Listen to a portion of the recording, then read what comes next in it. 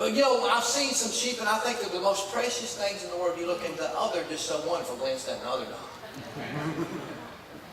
If you had to feed them and keep them in the lodge, you would. No.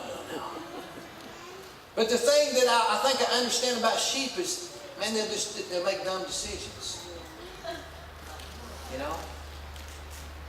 They'll make moves, and they'll find themselves in danger and not even aware of it. And they're in need of a shepherd. They're in need of someone to keep them herded up and safe. Jesus had compassion on these, and he said they were scattered abroad as sheep having no shepherd. Secondly, he showed his love and compassion. Number one, he showed his leadership. We look here, he says the harvest is truly plenteous, but no laborers. There's no laborers. Now, we find ourselves in a world today where folks are absolutely dying for employees. Let's talk about real life here. I know this from some Firestone folks. And it's a sad, tragic time in our community when they need 15 or 20 workers and they can't get but 2 or 3. Number one problem, we'll just address it while it's at it and call it the way it is, they can't pass the drug test. Some would walk in and say, I'm good, I can pass it, no, boom, you're out. But trying to find a workforce is sometimes unbelievably hard. I've been a school teacher for a long time. Around here we don't seem to have a shortage of teachers, but me and my wife were talking about just an hour away from us south, the certification in which I'm certified in, there were 20 teaching positions open in the Knox County school system in Knoxville, Tennessee, and they could not find people for it. You see factories nowadays, you see signs out, hiring starting at so-and-so. Can't find people to work.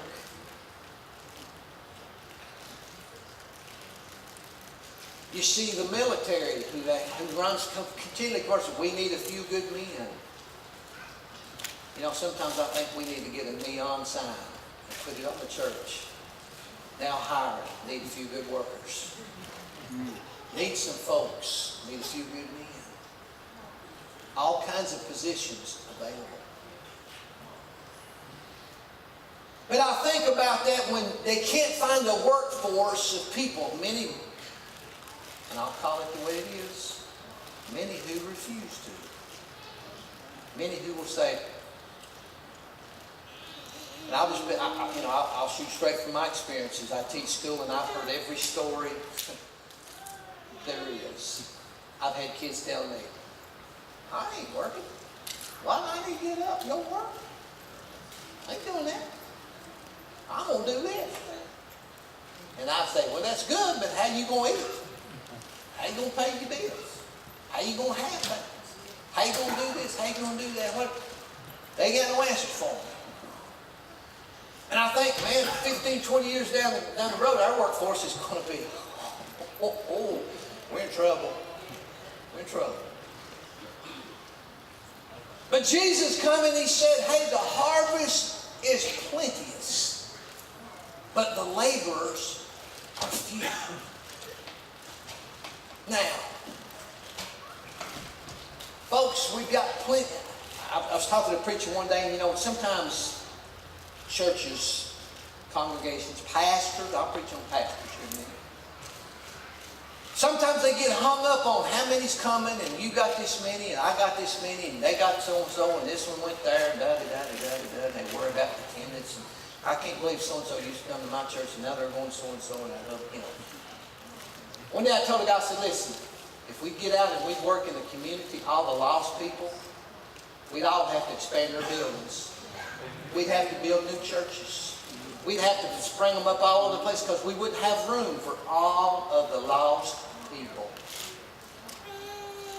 If we were out doing our labor like Jesus said, and we were out among the sheep bringing them in, those that without shepherds, if we were about it, guess what? We'd have to be graveling some more parking.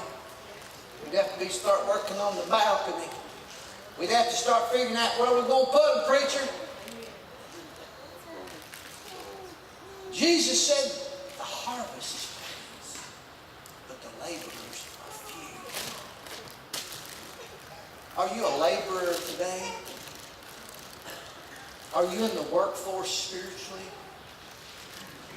Are you retired?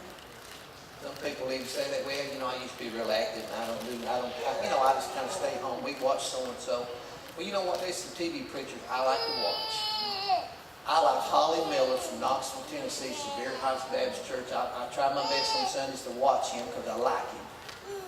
And he inspires his preacher. But I don't stay home and watch him. Even sometimes I think some folks would even look at you and kind of say, well, I'm just kind of retired. Ain't no retirement.